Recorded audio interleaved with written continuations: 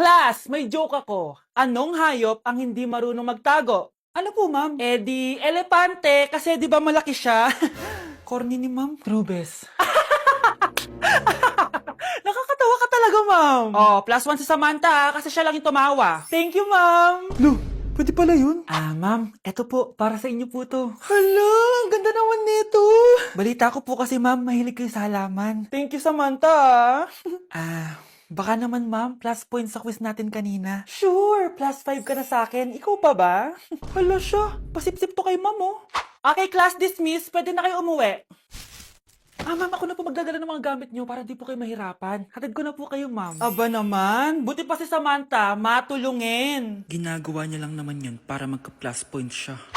Ay, nakakainis si Samantha, no? Halatang nagpapasip-sip lang siya kay ma'am. True. Kaya siya yung top 1 palagi eh, dahil sa mga binibigay na points si ma'am. Guys, tingnan nyo. Convoy yan ng magulang ni Samantha tsaka ni ma'am. Babayaran daw si ma'am para maging valedictorian si Samantha. Grabe. Sumusobra na kayo. Okay, class, may i-announce ako. Ang valedictorian natin ay si... Sino pa ba? Eh di si Samantha. Hala, totoo ba? Hindi ko expect. Congrats, Samantha! Ang galing nyo! Ang galing mong bumili ng grades. Ha? Scarlett, sit down! Ay, no! Convo nyo to, diba? Magkano binigay sa'yo, ma'am? 1,000,000? Wow, easy money! Hala, nagpapabayad si ma'am. Grabe. Ano kaya magiging reaction ng principal pag nasend ko to sa kanya? Hindi yan totoo! I-delete mo yan! Oops! Sorry na send. Deserve niyo yan. Lumalaban kami ng patas dito. Kailangan niyo managot. Dok, bakit ka meron neto, ha? Bakit may picture ka ng nawawala akong anak? Hindi mo ba talaga ako naaalala? Hindi. Sabihin mo sa akin, buhay pa ba ang anak ko? Umalis ka na. Marami pa akong gagawin. Buhay pa ba ang anak ko? Oo! Buhay na buhay ako! Ako ang anak mo na iniwan mo sa palengke dati! Nagtataka ka? Isa na akong trans ngayon. Alam mo, buti na lang may mabait at mayamang pamilyang kumukup sa akin. Kaya maganda yung naging buhay ko. Tingnan mo, naging doktor pa ako. Kaya salamat sa'yo at iniwan mo ko. Anak, hinanap kita. Umasa ako na babalik ka. Hindi na importante yan. Ayaw na kita makita at hindi na kita kailangan. Kaya umalis ka na! Hello po. Kamusta po yung pasyente? Dok, si nanay naman yung nagkasakit. Kamusta na siya? Okay naman. Sa iba ko na lang siya ipapaasikaso, ha? Anak? Anak, please! Bakit anak tawag mo sa kanya, Nay? Sure ka ba na habang buhay ka magagalit sa nanay mo? Nakita ko results niya kanina. Anytime, pwede siya mawala. Magpapahangin lang ako.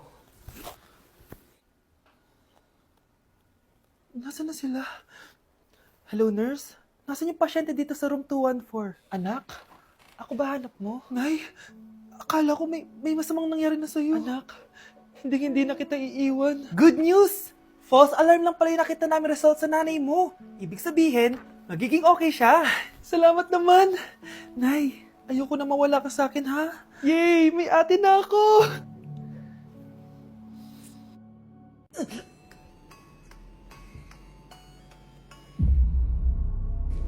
Isa ka na din katulad ko, anak. Anong ginawa mo sa akin, Nay? Kakaiba yung nararamdaman ko. Gusto mo malaman ang totoo, di ba? Isa akong diwata mula sa mundo ng Encantasia. Ha? At isa sa kapangyarihan ko ay ang manipulahin ang picture na nasa cellphone mo. Bakit yung mo sinabi sa akin, Nay? Dahil ngayon ang tamang panahon, anak.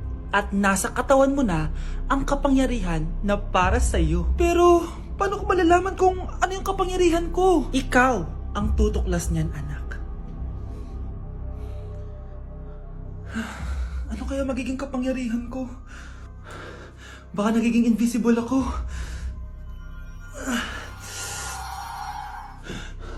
Hindi ako nawala.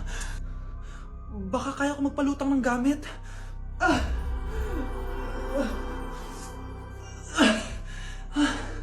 Hindi lumutang. Ang hirap naman nito. Baka kaya ko tumagos sa pintuan. Aray. Natatay ako.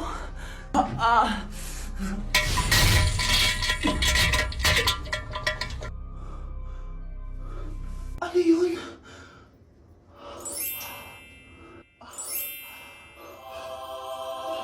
Ito ba yung kapangyarihan ko? Tumain ng ginto? Nay, alam ko na yung kapangyarihan ko. Tumatay ako ng ginto. Anak, uminom ka na maraming pampatae para yumaman na tayo. Talino mo talaga, Nay. Wow! Gising na siya! Ang pala mo nandito sa bahay. Nay, wag ngayon please. Alam mo, bilib din ako sa'yo eh. Wala na nga tayong makain, nagpabuntis ka pa. Buti pa yung anak ni Rosa, pag-aaral ay natupag. Nakakawalang gana! Yan, umalis ka! Diyan ka magaling! Kasalanan mo to! Sinira mo yung future ko! Ate, please, tigilan mo yan. Walang kasalanan yung bata. Hindi! Dahil dito, galit sa akin si nanay. Kaya dapat mawala na to! Ate, wag! Ate! Anak, kain ka na. Nay? Sorry anak ha sa mga sinabi ko. Hayaan mo, babawi ako sa'yo ha. Thank you, Nay. Nay, sumasakit yan ko. Nay. Oo, yung pinag-usapan natin ha. Hihintayin ko lang mga anak tong babaeng to. Pag nabigay ko na yung bata, ibigay mo na agad yung pera sa akin ha. Palak ibenta ni nanay yung anak ko. O anak, okay ka lang? Walang hiya ka, Nay! Ang sama mo! Akala ko, totoo nagbago ka na. Pera pa rin pala yung nasa utak mo. Abay, bakit? Wala ka nang pakinabang dito. At least yung anak mo, mapapakinabangan ko. Wala ka namang papakain dyan eh. Napakasama mo! Lalayas na ako sa impyernong to! Sige, lumayas ka! Sino tinakot mo? Tignan natin kung saan ka pupulutin. Hello, Bes. Hello, Bes. Kilala mo ba si Edward? Oo, Bes. Siya yung ama ng dinadala ko. Mayaman pala sila, Bes. Gusto kanyang makita kasi gusto niyang panagutan yung baby mo. Talaga? Oo, Bes. Ito na yun, Bes. Bes, hindi mo na kailangan magtiis na nanay mo. Hindi pwedeng anak ko lang ang makikinabang sa yaman ng lalaking yun. Dapat ako din. Nay, maniligaw ko nga pala. Hi tita, ako nga pala si Enzo, ang soon-to-be jowa ni Scarlett. Enzo? Anak, di ba yan yung anak ng mayor? Opo, Nay. Galing mo talaga pumili, anak. Mukhang magkakapera ako ah. A few moments later. O sige, pumapayag na ako na maging jowa mo tong anak ko. Yes! Pangako tita, hindi ko papaiyakin si Scarlett. Pwede mo na akong i-kiss. Paps, may bayad ang kiss sa anak ko, ha? Nay, ano na naman yan? Aba, syempre, ang mahal ng diaper at gatas mo ng bata, tapos libre lang. Ano naman? Tita, magkano po ba? Magkano? Eto price list. Holding hands, 200 pesos. Hug, 300 pesos. Kiss sa kamay, 500 pesos. Kiss sa noo, 700 pesos. Kiss sa lips, 1,000 pesos. At kung makikipag-date kayo sa isa't isa, 3,000 pesos at dapat sagot mo yung bill ha. 3 hours lang yun. Kung mag-extend ka, pwede naman magbayad ng additional. At bawal tumawad. Pili ka na lang. Nay, ang mahal naman. Diyos ko. Ano naman, business is business. Kailangan ko ma-ROI mga nagastos ko sa'yo. O ito po tita, cheque. Unlimited kiss na yan na. Cheke. Kahit gumawa pa kayo ng 10 anak. 1 million ba to? Ano to? Idedemanda mo ako? Ano ba ginawa ko sa'yo? Oo, ipapademanda kita. Gagawin mo pa akong business mo ah. Wala ka namang business permit. Tsaka ang mahal naman ng mga presyo mo. Di naman gano'ng kaganda tong anak mo. Teka lang. Joke lang yun eh. Mahilig talaga ako maganon. Isusumbong ko kayo sa tatay ko, Mayor. See you sa kulungan. Kukulong na naman ako. Wow, Edward. Ang ganda naman ng bahay mo. Simula ngayon, Scarlett. Dito ka natitira, ha? Masanay ka na. Matanong ko lang, bakit pala gusto mo akong panagutan? Di ba, iniwan mo na ako? Scarlett, hindi naman talaga kita iniwan. Alam mong, kinailangan ko lang sumama ng matagal sa ibang bansa. Kasama yung mga magulang ko. Ang importante, nandito na ako, Scarlett. Bubuo na tayo ng pamilya. Ang sarap naman pakinggan nun.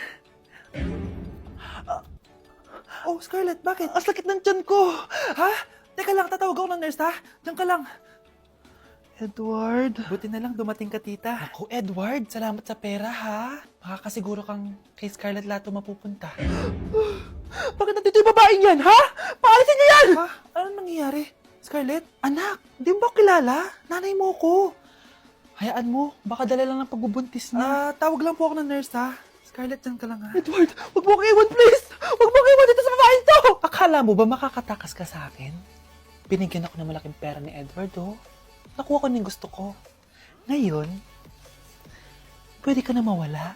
Nay, wag po, please. Scarlett, pigilan niyo babae niyan! Brianna? Tita, anong ginagawa niyo kay Scarlett, ha? Wala. Ina-adjust ko lang yung unan niya. Napakasama mo, tita. Sariling anak mo, papatayin mo. May ipapakulong ako dito. Ano? Kulong? Edward, nakatakas siya. Scarlett, hayaan mo na siya. Hindi ka na niya pwedeng saktan, ha? Paano yung pera? Buti na nakatakas ako. At least may cheque naman ako. Nasaan na yun? Nasaan na yung cheque? Ito, oh. Naiwan niya. Thank you, Edward. Masaya ako para sa inyo, ate. Scarlett, Brianna, hanggat nandito ako, poprotektahan ko kayong dalawa. Hala, na paano siya? Be, anong iniiyak-iyak mo dyan? Nagre-relapse ako, be. Nakita ko kasi mga favorite song namin sa Spotify rap results ko. Lo, OA mo, be. Okay, class. Kanina notebook to? Hala, diary ko ba yun? Sige, tatapon ko na to. Total, wala naman may-ari sa inyo, ha? Ma'am, wait! Diary ko po yan. Oh, Scarlett. Pwede mo bang basahin sa buong klase kung anong laman ng diary mo? Babasahin? Ma'am, nakakahiya. Go, bes! O, ganito, Scarlett. Pag binasa mo yan, may plus points ka sa akin. Sige na nga, para sa plus points. Dear Diary, niligawan ako ng crush ko. Para ako nasa movie at kami yung bida. Siri, play Snow on the Beach. Yee! Ang harot kaya pala may Taylor Swift ka sa Spotify rap mo, ha? Ano ba? Ito na nga, next na. Dear Diary, nagselo siya sa boy best friend ko. Gusto niya na makipaghiwalay sa akin. Hindi ko kayang mawala siya. I will die for you. OMG! Hula ko. Nasa Spotify rap mo si The Weeknd, no? Eto na nga. Medyo masakit to. Dear Diary, balita ko, may bago na siyang girlfriend. At yung best friend ko pa yung bago niya. Paano nila nagawa sa akin to? Parehas silang traidor. Hala, okay lang yan, bes. Kaya, ayun. Nasa top song ko yung Kill Bill ni SZA. Magre-relapse na yan! Tumigil nga kayo! Class, tumigil na! Hello ma'am. Sorry I'm late. Nga pala, class. May bago pala kayong kaklase. Dear Diary, eto na ba yung binigay ng universe para sa akin? Hi classmates, my name is Jake. Ang pogi ng pangalan, tapos ang tangkad niya pa. Siya na talaga yung para sa akin. At sa mga nagtatanong, may jowa na po ako. And 3 years na po kami. Dear Diary, suko na ako. Ayoko na magjowa. Mamamatay na lang talaga akong single.